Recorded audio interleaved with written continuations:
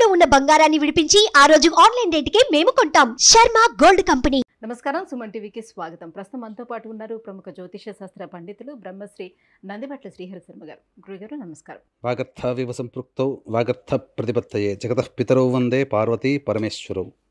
సదాశివసమారంభాం శంకరాచార్య మధ్యమాం అస్మదాచార్య పర్యంతం వందే గురు పరంపరాం. ఆదిత్యాయ చ సోమాయ మంగళాయ బుధాయ చ గురుశుక్ర శనిభ్యశ్చ రాహవే కేతవే నమః. శృంగేరి పీఠాధిపతులకి కంచి పీఠాధిపతులకి నమస్కారాలు తెలియజేసుకుంటూ కార్యక్రమాన్ని ప్రారంభిద్దాం. గురుగారు, కల్కి సినిమా వచ్చిన తర్వాత మహాభారతం వైపు అందరి చూపు మళ్ళుతుంది. మహాభారతంలో ఉన్నటువంటి కొన్ని పాత్రల గురించి సర్చింగ్ అనేది కూడా మొదలైపోయింది. అయితే మహాభారతంలో ముఖ్య పాత్రలుగా చూపిస్తున్నటువంటి అశ్వత్థామ అలాగే కర్ణుడు పాత్రలను కల్కి సినిమాలో చాలా పాజిటివ్గా చూపించారు. కానీ వ్యాసుడు రచించినటువంటి మహాభారతంలో అశ్వత్థామ కర్ణుడు పాత్రలు కొంచెం నెగిటివ్గా చూపించారు. నిజానికి వ్యాసుడు రచించినటువంటి ఆ మహాభారతంలో ఈ రెండు పాత్రల గురించి ఏముందంటారు? కల్కి సినిమా ద్వారా చాలామందికి ఇప్పుడు, ఎందుకంటే మనకు అభిమానధనుడైనటువంటి హీరో ప్రభాస్ గారు కావచ్చు, అమితాబ్ బచ్చన్ గారు కావచ్చు, వారు ధరించిన పాత్రల రీత్యా ఆ పాత్రలకి విశేషమైనటువంటి గుర్తింపు కలిగింది. అందుకనే మీరు అన్నట్టుగా చాలామంది భారతం వైపు చూస్తున్నారు. అయితే వాస్తవానికమ్మా నేను కల్కి సినిమా చూడలేదు ఇంకా. కానీ ఈ వివాదం అనేటువంటిది వచ్చిన తర్వాత దీంట్లో వాస్తవం ఎంత అనేటువంటి విషయాన్ని మనం గమనించుకున్నట్లయితే మనకు అసలు మూలమైనటువంటి వ్యాస మహాభారతంలో వీళ్ళ యొక్క పాత్ర యొక్క వర్ణన మరియు ధర్మాధర్మ విచక్షణ అనేటువంటిది మనకు సంజ్ఞా రూపంలో మనకు తెలియచేశారు. ఇక్కడ ఎవరిని కూడా మహాభారతంలో ఎవరి యొక్క వ్యక్తిత్వం ఏంటి అనేటువంటిది మనకు ఆ పాత్రల యొక్క స్వభావాన్ని అనుసరించి మనం నిర్ణయించుకోవడమే. అయితే ఇక్కడ ఎవరూ తీసేటువంటి దగ్గవారు కాదు, అందరూ కూడా గొప్పవాళ్లే. కానీ ధర్మము ఎటువైపు ఉంటుందో అటువైపే మనకు మొగ్గు చూపుతుంది. అంటే వాళ్ళే గొప్ప అని అర్థం. ఒకే ఒక్క మాటతో చెప్తారమ్మా, కౌరవులు పాండవులు వాళ్ళ పక్షాన చేరిన వాళ్ళు, వీళ్ళ పక్షాన చేరిన వాళ్ళు. అయినప్పటికీ అతిరథ మహారథులందరూ కూడా కౌరవుల్లో ఉన్నారు. మొత్తం చాలామంది, కృపుడు, అలా కృపాచార్యుడు, ద్రోణుడు, భీష్ముడు, కర్ణుడు, ఇలా చెప్పుకుంటూ పోతే మహాభారతంలో గొప్పదైనటువంటి పేర్లున్న వాళ్ళందరూ కౌరవుల్లో ఉన్నారు. అంత మాత్రాన వాళ్ళేం చెడ్డవాళ్ళు కాదు. పాండవుల వైపు కూడా ఉన్నారు. కానీ ధర్మానికి ప్రతీక అయినటువంటి దైవ సంజ్ఞారూపం అంటే శ్రీకృష్ణుడు, ధర్మానికి ప్రతీక శ్రీకృష్ణుడు ఎవరి పక్షాన ఉన్నాడో ధర్మం వారి పక్షాన ఉంటుంది. కాబట్టి పితామహుడుగా అనుకున్నటువంటి భీష్ముడు కూడా, విద్యను అందించినటువంటి ద్రోణాచార్యుడు కూడా, సప్త చిరంజీవుల్లో ఒకడైనటువంటి కృపాచార్యుడు కూడా కౌరవ పక్షాన ఉండి పోరాటం చేయవలసినటువంటి కారణం చేత వారికి అధర్మం అనేటువంటిది ఆపాదించబడింది. కాబట్టి ఒక్క మాటతో చెప్పవచ్చు, కౌరవులే గొప్పవారు అని. ఎందుకు? శ్రీకృష్ణ భగవాన్ల వారు కౌరవులతో కాకుండా పాండవుల పక్షాన ఉండి అక్కడ యుద్ధరంగం అంతా నడిపించాడు కాబట్టి. అయితే శ్రీకృష్ణుడు పాండవుల పక్షపాతి అంటారా? పాండవుల పక్షపాతి కాదు. అందుకనే ఇక్కడ పాండవ పక్షపాతి ఎంత మాత్రము కాదు. దీని గురించే శ్రీకృష్ణుల వారు కృష్ణ రాయబారం అయిపోయిన తర్వాత యుద్ధ సన్నాహాలు మొదలుపెట్టినప్పుడు మొట్టమొదలు దుర్యోధనుల వారు శ్రీకృష్ణ వారి దగ్గరికి వెళ్తారు. అలాగే అర్జునుడు కూడా వెళ్తారు. మీకు ఇష్టం, నేను ఒక్కొక్కడిని ఒకవైపు, నా సామ్రాజ్యంలో ఉన్నటువంటి రక్షక భటులందరూ కూడా ఒకవైపు, నా సైన్యం అంతా ఒకవైపు, ఏది కావాలో మీరు తీసుకోండి అని చెప్పి వాళ్ళకే చాయిస్ వదిలేసాడమ్మా. కానీ కృష్ణుడి వల్ల ఏమవుతుందో నాకెందుకు ఈ కృష్ణుడు అని చెప్పేసి అపారమైనటువంటి సైన్యాన్ని అంతా దుర్యోధనుడు తీసుకున్నాడు. కానీ ఒక్క అర్జునుడు, నువ్వు నా పక్కనుంటే చాలు బావా, నాకు విజయమే, కాబట్టి నువ్వు ఒక్కడు ఉంటే చాలు. అర్జునుడు కూడా భయపడ్డాడు. ఎందుకనంటే మొట్టమొదలు కృష్ణ భగవాన్ల వారు నిద్ర నుంచి లేవగానే చూసింది దుర్యోధన్ని. ఇలా పక్కన కూర్చున్నప్పుడు ఇలా తిరిగి చూశాడు. పక్కన దుర్యోధను ఉన్నాడు, పాదాల దగ్గర అర్జునుడు ఉన్నాడు. కాబట్టి మొట్టమొదలు నేను ఎవరు చూశానో వారే కోరుకుని అనగానే దుర్యోధను ఏమాత్రం తడబడకుండా నాకు సైన్యమే కావాలనుకున్నాడు. కానీ అర్జునుడు మనసులో బాధపడ్డాడు, భయపడ్డాడు. ఎక్కడ కృష్ణుని అడుగుతాడో అని చెప్పేసి భయపడ్డాడట. కానీ అర్జునుల వారికి కృష్ణ భగవానులు గారు దక్కారు. అయితే ఇక్కడ గమనించాల్సింది ఏంటంటే, ఈ కల్కి సినిమా వచ్చిన తర్వాతనమ్మా అశ్వత్థామ మరియు కర్ణుడు ఈ పాత్రలను పోషించినటువంటి నాయకులు మనకు మనస్సులో చిరస్థాయిగా నిలిచిపోయే ఆరాధ్య నటులు. ఒకరు బాలీవుడ్లో, ఒకరు టాలీవుడ్లో, ఇప్పుడు ప్రపంచం మొత్తాన్ని ఏలుతున్నటువంటి నటులు. మరి వీళ్ళ పాత్ర పోషించడం, ఆ పాత్ర యొక్క ఔచిత్యం తగ్గకూడదు. కాబట్టి ఆ పాత్రకి కొంచెం వన్నె తెచ్చే విధంగా రూపుదిద్దారు, కమర్షియల్గా దిద్దారు. వాస్తవానికి మనము ఈ యొక్క కలియుగం అంటే మాయా ప్రపంచం అమ్మ. మనం ఏం చెబుతామో చిత్రీకరణ ద్వారా అదే జనాలు నమ్ముతారు. కానీ వాస్తవానికి చూసినట్లయితే కర్ణుడు కానీ అశ్వత్థామ కానీ పాండవుల ముందు తక్కువే. ఏది కొన్ని విషయాల్లో.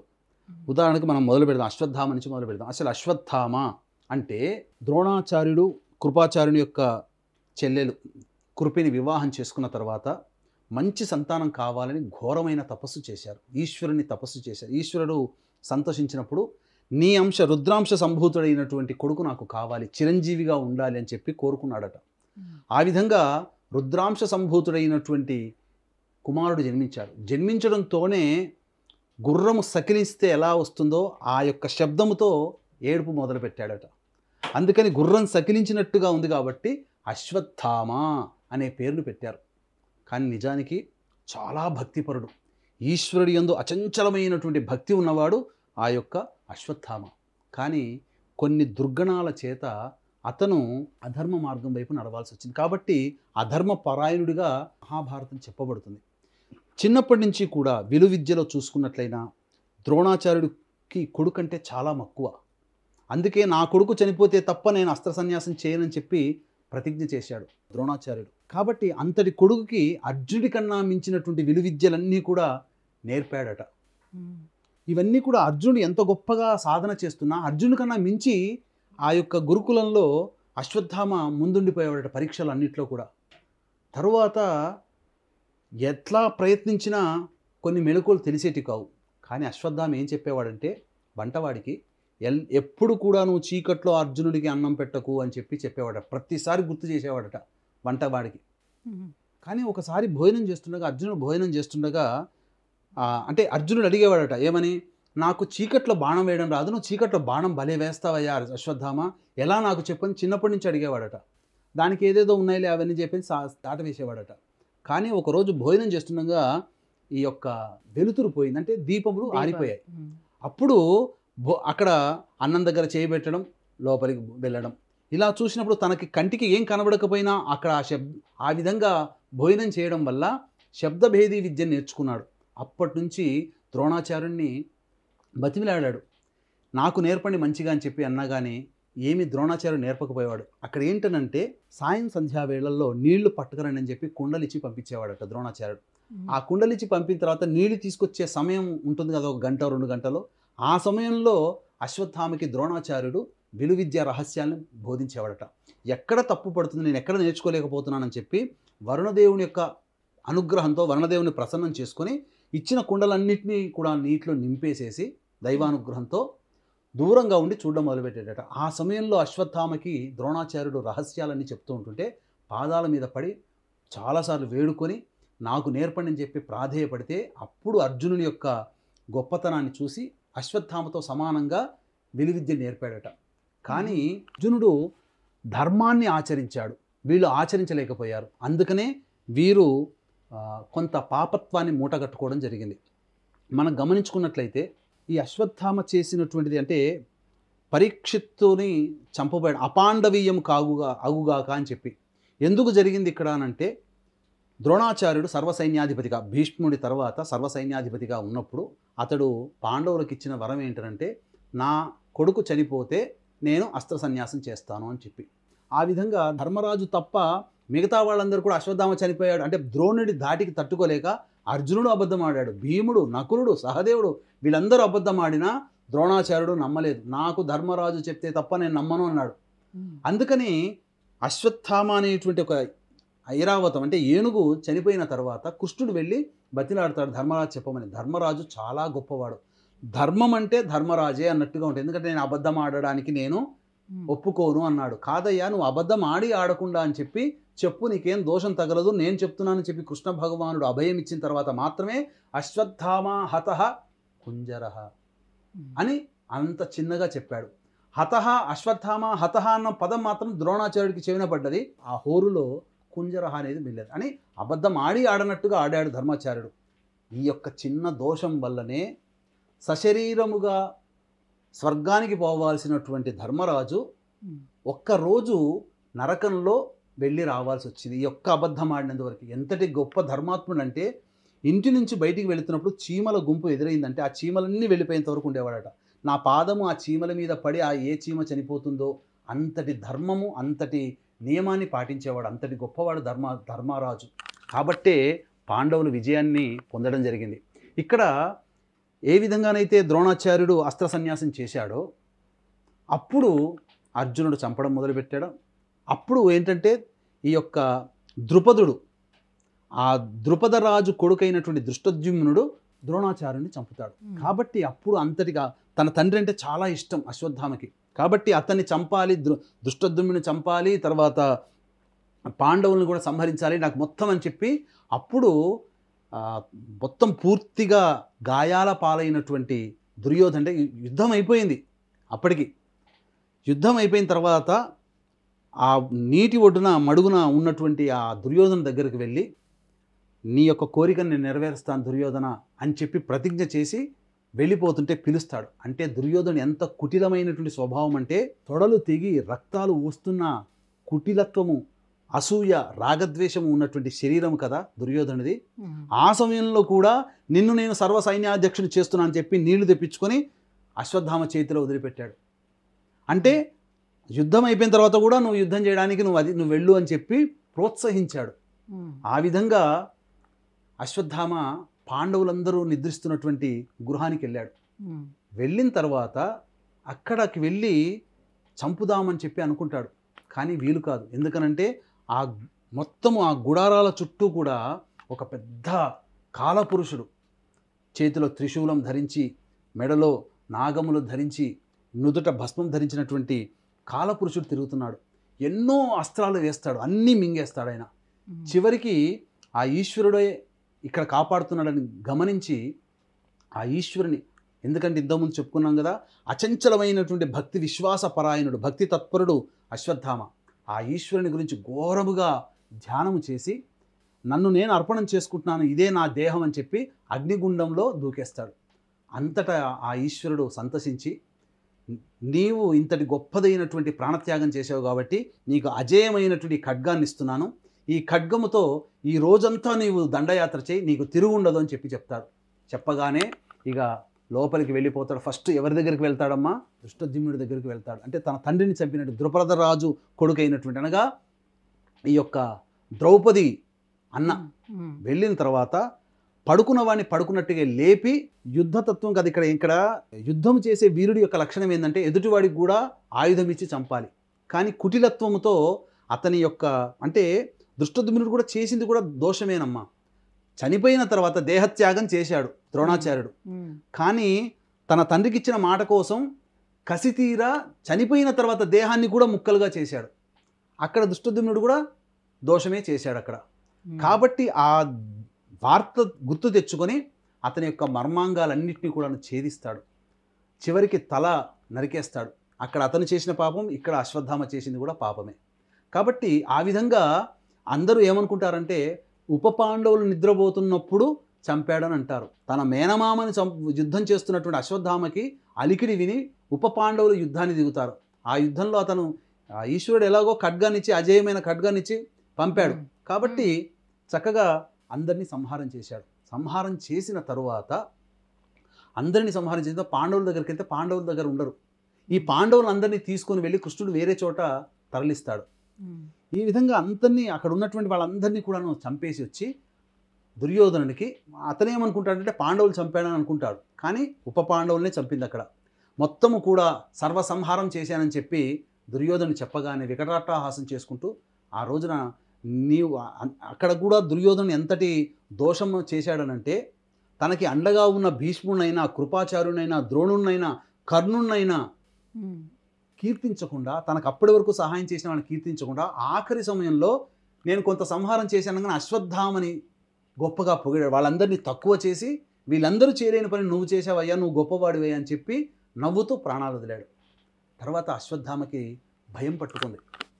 ఏమనంటే, నన్ను ఎట్లాగో చంపేస్తారు పాండవులు అని చెప్పి గురువు దగ్గరికి వెళ్తే గురువు దగ్గర క్షేమంగా ఉండవచ్చు అని చెప్పి వ్యాస భగవాన్ యొక్క ఆశ్రమానికి పోతారు. అక్కడికి వెళ్ళి రుద్రుని ధ్యానం చేసుకుంటూ, ఒంటి నిండా విభూతి రాసుకొని రుద్రుని ధ్యానం చేసుకుంటూ గడిచిపోతాడు. కానీ అక్కడ ద్రౌపది చాలా ఏడుస్తుంది. నా కొడుకులను సంహరించినటువంటి వాడిని మళ్ళీ సంహరించి తీసుకొని రండి అని చెప్పి భర్తలకు ఆజ్ఞాపిస్తుంది. అక్కడ ధర్మరాజు వీళ్ళందరూ కూడా అయ్యో మనకు విద్య నేర్పిన గురువు, అందున బ్రాహ్మణుని చంపితే మళ్ళీ మనకు బ్రహ్మహత్య పాతక దోషం వస్తుందంటే నాకు ఏం చేస్తారో తెలియదు, కనీసము ఆ అశ్వత్థామ నుదుటిపై ఉన్నటువంటి మణినైనా తీసుకొని రండి అని చెప్పి పంపిస్తుంది. ఆ విధంగా కృష్ణుడి ద్వారా తెలుసుకున్నటువంటి పాండవులు వ్యాసాశ్రమానికి వెళ్తారు. వ్యాసాశ్రమంలో ధ్యానం చేసుకుంటూ కూర్చుంటుంటాడు. ఏమనంటే ఇక నేను తప్పు చేశాను, నన్ను క్షమించమని వేడుకుంటూ. అంతటా అక్కడ మళ్ళీ తిరిగి అర్జునుడితో యుద్ధం జరుగుతుంది. మొట్టమొదలు భీముడు బయలుదేరుతాడు అసలు నేనే చంపుతానని. ఒక్క భీముడిని పట్టుకుంటే వాడి దగ్గర ఉన్నటువంటి మణి చేత, వాడు ఉన్నటువంటి అస్త్రశస్త్రాల చేత అశ్వత్థామ చంపేస్తాడని చెప్పి భీముని రక్షించడం కోసం అర్జునుడిని, ధర్మరాజుని, నకుల సహదేవుని వెంట పెట్టుకుని కృష్ణుడు కూడా వెళ్తాడు. అక్కడికి వెళ్ళిన తర్వాత అక్కడ కృష్ణుడు చాలా మర్యాదపూర్వమైనటువంటి మాటలు మాట్లాడతాడు. అయినా అశ్వత్థామ దేనికి కూడా సంతోషపడడు. నా తండ్రిని చంపారు, నేను చేసింది కరెక్టే అని అంటాడు. అక్కడ తప్పు ఒప్పుకొని ఉంటే భారతంలో ఇంకొక రకంగా ఉండేదేమో. కానీ తప్పు ఒప్పుకోకుండా ఇంకా రేకెత్తిచ్చే విధంగా పాండవుల్ని నాశనం చేస్తానని చెప్పి అక్కడ యుద్ధానికి కాలు దూవుతాడు. ఆ విధంగా కొంతసేపు యుద్ధం జరుగుతుంది. ఇక నేను వీళ్ళని యుద్ధంలో గెలవలేనని చెప్పి ద్రోణాచార్యుల వారు ఉపదేశించినటువంటి బ్రహ్మశిరోనామకాస్త్రము అనేటువంటిది ఉంటుంది. అది చాలా బలమైనటువంటిది. దాన్ని ఒక దర్భబుల్ల తీసి అపాండవమవుగాక అని చెప్పి దాని మీద మంత్రం చేసి ప్రయోగిస్తాడు. ఆ ప్రయోగాన్ని బాధలు తట్టుకోలేక సైనికులందరూ కూడా ఏం చేయాలి, యుద్ధం చేయాలని అంటే అప్పుడు కృష్ణుల వాళ్ళందరూ అంటాడు ఏమనంటే మీరెవ్వరు కూడా ఆయుధాలు పట్టకండి, రథాల మీద ఉండకండి, ఆయుధాలన్నీ వదిలేసేసి భూమి మీదకు వచ్చి శిరస్సు వంచి నమస్కారం చేసుకోండి, మిమ్మల్ని ఏ బ్రహ్మాస్త్రం ఏమీ చెయ్యదు అని చెప్పి. ఆ విధంగా అందరూ ఆ విధంగా అయిపోతారు. అప్పుడు అర్జునుడిని ప్రేరేపించి బ్రహ్మశిరోనామకాస్త్రానికి ప్రతిగా నువ్వు ఉండాలంటే నువ్వు నేర్చుకున్న బ్రహ్మాస్త్రాన్ని ప్రయోగించు అని చెప్తారు. ఆ విధంగా బ్రహ్మాస్త్రాన్ని ప్రయోగిస్తాడు అర్జునుడు. ఆ విధంగా వ్యాసులు, కృపాచార్యులు వీళ్ళందరూ వస్తారు. వచ్చి మీరు ఉపసంహరించుకోండి, 2 అస్త్రాలు మీరు ప్రయోగం చేశారు, దీనివల్ల 12 పుష్కర సంవత్సరాలు అంటే 12 సంవత్సరాల పాటు ఈ ప్రపంచమంతా దుర్భిక్షంతో ఉంటుంది, కాబట్టి మీరు ఉపసంహరించుకోండి అంటే కృష్ణ భగవానుడు ఇచ్చినటువంటి మాట మీద అర్జునుడు ఉపసంహరించుకుంటాడు. కానీ ఈ అశ్వత్థామకి తెలియదు, ఉపసంహరించుకునే విధానం తెలియదు. అపాండవముగా కానించా నేనేం చెయ్యలేను అన్నప్పుడు అప్పుడు అభిమన్యుడి భార్య, ఇంకా మిగిలింది ఎవరు, పాండవుల తర్వాత ఉత్తరా గర్భంలో ఉన్నటువంటిది అభిమన్యుడు భార్య గర్భంలో ఉంటుంది. ఆ గర్భంలో ఉన్నటువంటి శిశువుని సంహరించడం కోసం వెడితే అక్కడ శ్రీకృష్ణుల వారు సుదర్శన చక్రంతో ఆ యొక్క అస్త్రాన్ని ప్రయోగాన్ని ఆపేస్తాడు, దాని యొక్క గతిని మళ్ళిస్తాడు. అప్పుడు ఆ పరీక్షిత్తు నమస్కారం చేసుకున్నటువంటిది. ఇది చాలా అద్భుతంగా ఉంటుంది వర్ణన. ఆ విధంగా పరీక్షిత్తు గొప్ప విష్ణు భక్తుడై భాగవతోత్తముడై ఈ విధంగా మనం కనిపిస్తుంది ఆ యొక్క మహాభారతంలో. అంతే కడుపులో ఉంటుండగానే దైవాన్ని స్మరించినటువంటి వ్యక్తిగా పరీక్షిత్తు. కాబట్టి కృష్ణుడు చాలా అసహించుకుంటాడు. నువ్వు ఇంతటి దుర్మార్గుడు, ఆ ధర్మం తెలిసి కూడా నువ్వు ఇంత దుర్మార్గమైన పని ఎలా చేయగలిగావు, ఒక గర్భంలో ఉన్నటువంటి శిశువుని సంహరించాలని నీకు ఎలా కలిగింది ఆలోచన, నువ్వు ఇంతటి తుచ్చమైనటువంటి ఆలోచన చేసావు కాబట్టి నీవు 3000 సంవత్సరాల వరకు నీవు రోగములతో, కుత్సితమైనటువంటి శరీరముతో, వ్రణములతో, రక్తము కారుతుండగా, చీము కారుతుండగా, దుర్గంధం వ్యాపిస్తూ జీవితాన్ని 3 సంవత్సరాల వరకు నువ్వు బ్రతుకు, తర్వాత కలియుగాంతం వరకు జీవించి ఈశ్వర సేవ చేసుకో, నీ పాప ప్రక్షాళన చేసుకో, తదనంతరం నీకు మళ్ళీ సప్తర్షుల్లో భాగం కలుగుతుందని చెప్పి చెప్తాడు. ఆ విధంగా ద్రౌపది కోరిన కోరిక మేరకు ఆ మణిని పెకిలించుకుంటారు. అంటే ఆ మణి యొక్క ప్రభావం ఏంటిదంటే ఆ మణి ఎవరి దగ్గర అయితే ఉంటుందో వాళ్ళకి ఆకలి దప్పులుండవు, జ్వర హరాది రోగాలు ఏమీ కలగవు. వాళ్ళందరూ కూడా దివ్యమైన దేహంతో ఎన్ని శస్త్రాస్త్రాలు శరీరం మీద పడ్డా మళ్ళీ వెంబడే శరీరం సాంత్వన చేకూరుతుంది. ఆ మణి యొక్క ప్రభావం, ఆ మణిని తీసుకొని చీత్కరించి వెళ్ళిపోతారు. ఆ విధంగా అశ్వత్థామ పుట్టిన దగ్గర నుంచి ఇప్పటి వరకు కూడా ఇప్పటికీ జీవించి ఉన్నాడు. చాలామంది అంటారు మధ్యప్రదేశ్లో ఏదో కసిరికోట దగ్గర ఇక్కడ శివాలయంలో వెళ్తాడు, ప్రతిరోజు అభిషేకం చేస్తాడు, పూలు ఉంటాయి, తలుపులు మూసేస్తే తిరిగి తెల్లారి తీసరికే పూలు వచ్చి ఉంటాయి, మేము ఎక్కడంతమంది చూసాము, ఒక ఆయన 17 అడుగులు ఉన్నాడు. ఇవన్నీ కూడా కథలమ్మ. ఎందుకనంటే అతను తిరగాలి అనుకుంటే 3000 సంవత్సరాల వరకు ఉంది. ఆల్రెడీ 3000 సంవత్సరాలు గడిచిపోయాయి. మన కలియుగంలో 3000, మహాభారతం జరిగి 5000 సంవత్సరాలు అయింది ఇప్పటికి. 3000 సంవత్సరాలు గడిచిపోయాయి. ఇప్పుడంతా కూడా అతను ఊర్ధ్వలోకంలో ఎక్కడో హిమాలయాల్లో ఈశ్వరుని కోసం తపస్సు చేసుకుంటున్నాడు. గురుగారు ఎంత పెద్ద వీరులైనా కూడా అధర్మం వైపు వెళ్తే ఏమవుతుందని తెలియజెప్పే మహాభారతంలోని అశ్వత్థామ కర్ణుడి గురించి ఇంత చక్కగా వివరించినందుకు ధన్యవాదాలండి. సర్వం శ్రీ ఉమామహేశ్వర పరబ్రహ్మార్పణమస్తు. సుమన్ టీవీలో మీ పర్సనల్ అండ్ బిజినెస్ ప్రమోషన్స్ కోసం కింది నెంబర్కి కాంటాక్ట్ చేయండి.